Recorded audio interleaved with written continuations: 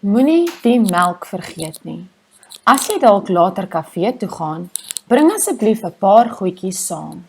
'n liter koeldrank, geel kaas met 'n rooi kant en vandag se koerant en moenie die melk vergeet nie. Hoe laat is dit nou? Is die winkel nog oop? Sal jy groot asseblief die paar goed vir my koop? 'n dosyn eiers, 'n sakkie lemoene, botter, 'n halwe kilogram en ook 'n paar stukkies ham.